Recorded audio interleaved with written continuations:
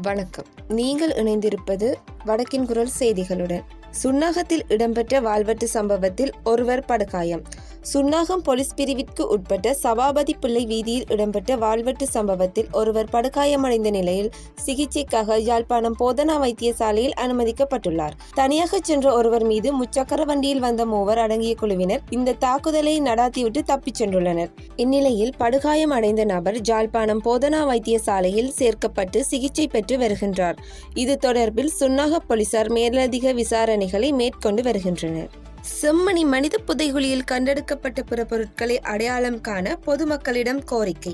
விசாரணைக்கு உதவும் வகையில் செம்மணி சிந்துபாத்தி இந்துமயான மனித புதைகுழியில் இருந்து இதுவரை மீட்கப்பட்ட பிற பொருட்கள் மற்றும் உடைகளை பொதுமக்களுக்கு காட்சிப்படுத்த நீதிமன்றம் தீர்மானித்துள்ளது.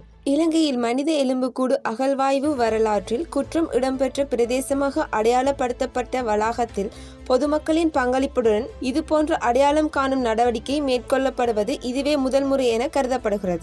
சிந்துபாத்தி மனித புதைக்குழி வளாகத்தில் ஆகஸ்ட் 5 அன்று பிற்பகல் 1:30 முதல் மாலை 5 மணி வரை இந்த பொருட்கள் காட்சிப்படுத்தப்படும் என்பதோடு அதிலுள்ள பொருட்களை அடையாளம் காணும் பொதுமக்கள் இது தொடர்பில் நீதிமன்றத்திற்கோ அல்லது குற்றப்புலனாய்வு பிரிவினருக்கோ அறிவிக்குமாறு கேட்டுக்கொள்ளப்பட்டுள்ளனர்.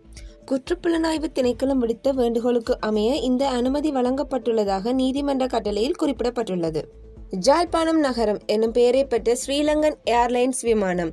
ஸ்ரீலங்கன் ஏர்லைன்ஸ் தனது A320 தொடக்கம் 200 வகை விமானங்களின் ஒன்றிற்கு யாழ்ப்பாணம் நகரம் என பெயரிட்டு யாழ்ப்பாணத்தின் பாரம்பரியத்தையும் கலாசார பெருமையையும் மதிக்கும் வகையில் முக்கியமான அடையாளத்தை உருவாக்கியுள்ளது. சிறந்த விமான சேவையாக அங்கீகரிக்கப்பட்டுள்ள இந்த நிறுவனம் தமிழர் வாழ்வில் முக்கிய இடம் பிடிக்கும் நல்லூர் திருவிழா காலத்தில் இந்த நடவடிக்கையை எடுத்துள்ளது. யாழ்ப்பாணத்திற்கு அதிகளவான சுற்றுலா பயணிகளை இழுக்கும் நோக்கில் இந்த முயற்சிகள் மேற்கொள்ளப்பட்டுள்ளதாக அரச தரப்புகள் செய்திகள் தெரிவிக்கின்றன. ஜாலில் CID அதிகாரிகளை பின்தொடர்ந்த கடற்படை புலனாய்வு பிரிவு. உண்மைகளை கண்டுபிடிக்க தடங்கள். கடற்படை குழுவினரால் காணாமல் ஆக்கப்பட்ட நபர்கள் குறித்து விசாரிக்க சென்ற குற்ற விசாரணை திணைக்கள அதிகாரிகளை கடற்படை புலனாய்வு பிரிவின் உறுப்பினர்கள் பின்தொடர்ந்துள்ளனர்.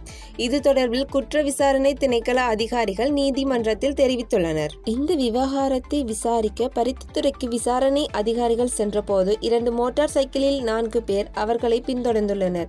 விசாரணையில் அவர்கள் கடற்படை புலனாய்வு பிரிவு அதிகாரிகள் என்பது உறுதி செய்யப்பட்டதாகவும் குற்ற விசாரணை திணைக்கள அதிகாரிகள் மேலும் தெரிவித்துள்ளனர். புலனாய்வு அதிகாரிகளிடம் விசாரித்த போது கடற்படை பிரிவின் லெப்டினன்ட் கொமாண்டர் ஒருவரால் அவர்களை பின்தொடர்வதற்கான உத்தரவு வழங்கப்பட்டதாக குற்ற விசாரணை திணைக்கள அதிகாரிகளிடம் தெரிவித்தனர்.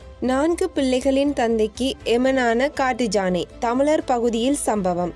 மட்டக்களப்பு வெள்ளாவெளி போலீஸ் பிரிவிற்கு உட்பட்ட கூலாவடி நெல்லிக்காட்டில் இன்று அதிகாலை 1:30 மணியளவில் ஜானை தாக்கியதில் 4 பிள்ளைகளின் தந்தை ஒருவர் உயிரிழந்துள்ளார். நெல்லிக்காட்டு கிராமத்திற்குள் நேற்று இரவு புகுந்த ஜானை வீட்டின் முன்பகுதியில் வைத்து குடும்பஸ்தர் ஒருவரை தாக்கியுள்ளது. இதன்போது ஜானையின் தாக்குதல் காரணமாக படுகாயமடைந்தவரை களவாஞ்சிக்குடி ஆதார வைத்தியசாலைக்கு கொண்டு செல்லப்பட்ட நிலையில் சிகிச்சை பலனின்றி உயிரிழந்துள்ளார். உயிரிழந்தவரின் சடலம் களுவாஞ்சிக்குடி ஆதார வைத்தியசாலை வைக்கப்பட்டுள்ளதோடு வெள்ளாவெளி போலீசார் விசாரணைகளை முன்னெடுத்துள்ளனர். இத்துடன் வடக்கின் குரல் செய்திகள் நிறைவுக்கு வருகின்றன. தொடர்ந்தும் வடக்கின் குரல் செய்திகளுடன் இணைந்திருங்கள். வணக்கம்.